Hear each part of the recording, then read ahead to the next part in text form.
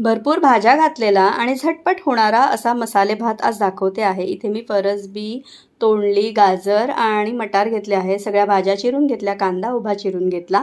तसंच मी 2 वाट्या बासमती तांदूळ स्वच्छ धुवून घेतला, 15 मिनिटं पाण्यामध्ये भिजत ठेवला आणि निथळून मग ठेवून दिला।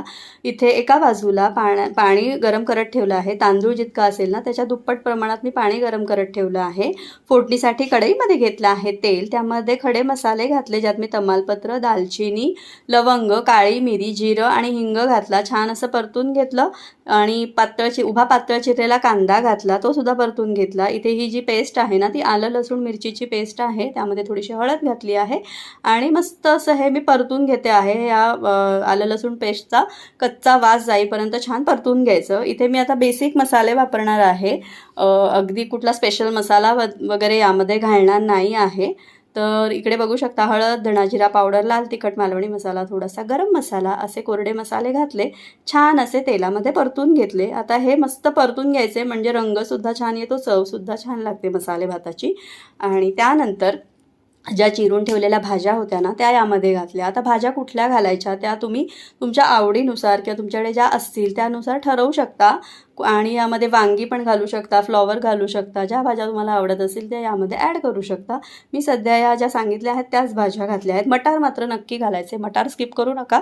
आणि जर काजू आवडत असतील ना तर तुम्ही काजूसुद्धा यामध्ये घालू शकता, त्यामुळे सुद्धा एक वेगळी चव येते मसाले भाताला।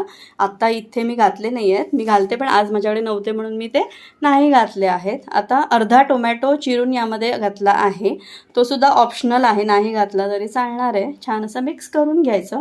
आता मिक्स करून झाल्यानंतर यामध्ये जो निथळत ठेवलेला बासमती तांदूळ होता ना तो घातला आणि जे उकळतं पाणी आपण गरम करायला ठेवलं ना ते उकळतं पाणी यामध्ये घालायचं। त्यामुळे काय होतं, मस्त असा रंग येतो मसाले भाताला आणि पटकन हा भात शिजतो, अगदी मोकळा होतो। जर आपण तो भिजत घातला ना तर खूप छान असा मोकळा मसाले भात होतो।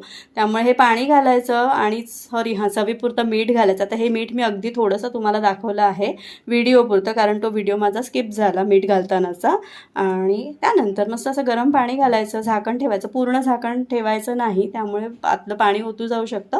त्यामुळे अर्ध झाकण ठेवून भात शिजत आला की सगळ्यात शेवटी पूर्ण झाकण बंद करून साधारण 10 मिनिटं शिजवून घ्यायचा। फळफळीत असा मोकळा मसाले भात तयार होतो, खूप चविष्ट होतो, झटपट बनतो। पारंपरिक पद्धतीने करायला गेलं तर थोडासा वेळ लागतो, त्यामुळे अगदी झटपट करायचा असेल आणि तुमच्याकडे जर भाज्या अवेलेबल असतील ना तर अशा पद्धतीने नक्की करून बघा, खूप छान हा मसाले भात बनतो आणि घाईच्या वेळेला अगदी उत्तम रेसिपी आहे। इथे सगळ्यात शेवटी 2 चमचे तूप घातलं आहे, त्यामुळे एक वेगळी चव येते आणि असा हा मसाले भात खाण्यासाठी तयार आहे। कसा वाटला मला नक्की सांगा, आवडला तर चॅनलला लाईक करा, शेअर करा, सबस्क्राईब करा। माझे